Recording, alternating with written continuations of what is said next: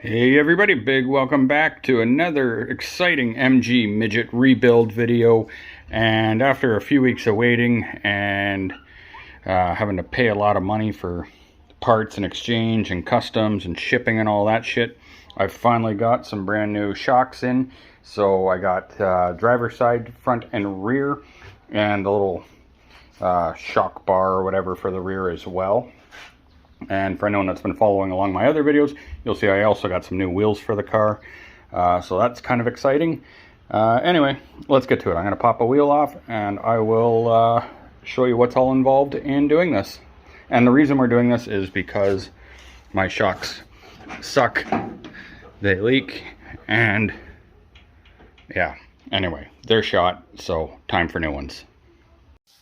Okay, here we go, starting on the front. Now, I will mention that I've already had this off a couple of times, so when you're watching me do it, it's going to come off a little easier than it may for you.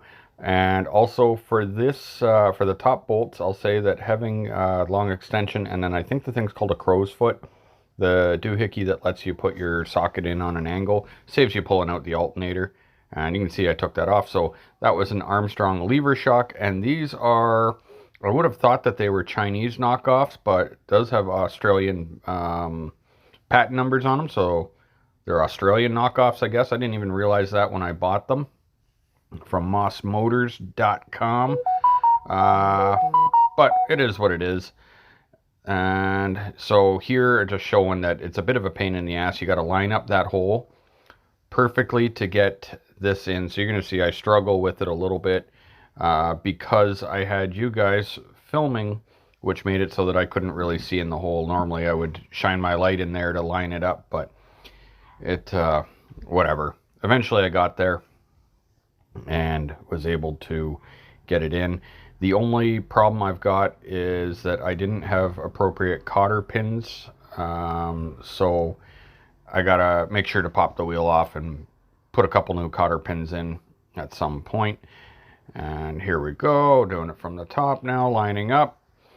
And you can see this is, the front is not overly complicated. And look how fast I work, wow. Timeline, I'll tell you, it took me probably to change the front, maybe 20 minutes. So not bad at all. And I had a beer break there. So this is the rears now. So basically got those two bolts there, and then this one. There's a reason I bought this bar, because I already knew previously I tried to get this off and it wasn't budging. So yeah, I was going to give it one more go. I couldn't find the proper wrench, but I've already done it before. So ultimately, this was my plan right from the start. Cut that off.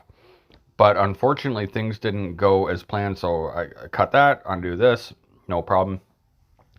And then I was thinking that that bolt would just fall out from over on the rear axle there, but it actually didn't. It was like seized in, so you're gonna think I filmed me dicking around with it trying to get it out, but so I was showing you there that leaks. So yeah, so then I ended up cutting the front side of the bolt off and beating on it and this and that.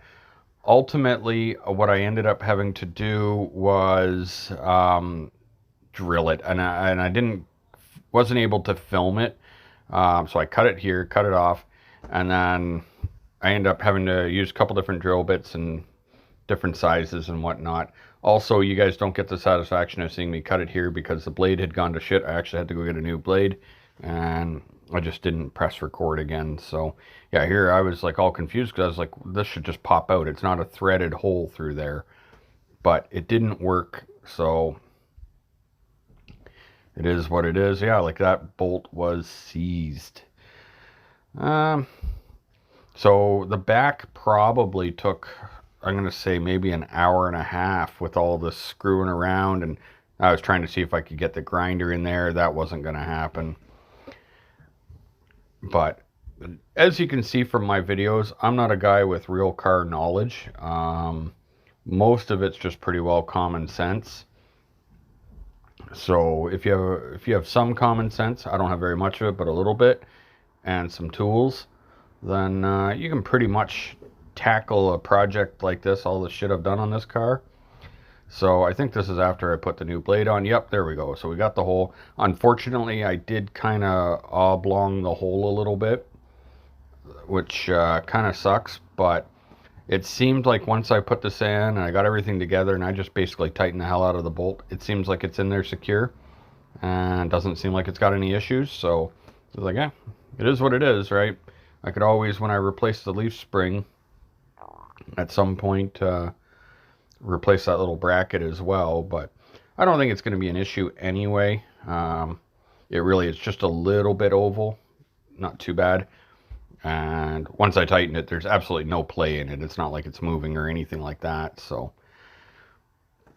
I'm gonna do, I'll show in a minute here, me bouncing on the car, and I'm gonna say that it actually is still bouncier than I was expecting. I was thinking that with the two new shocks that this would be I don't know, like no bounce back kind of thing or something, like, you know, in testing, but unfortunately that was not the case. So you're gonna see that in a minute, but at least they're not leaking everywhere.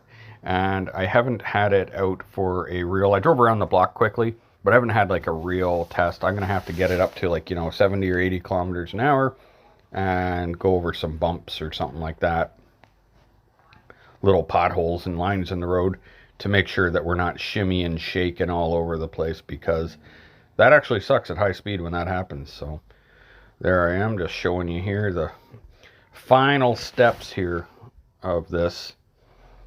And yeah, I hope people watching this have been enjoying.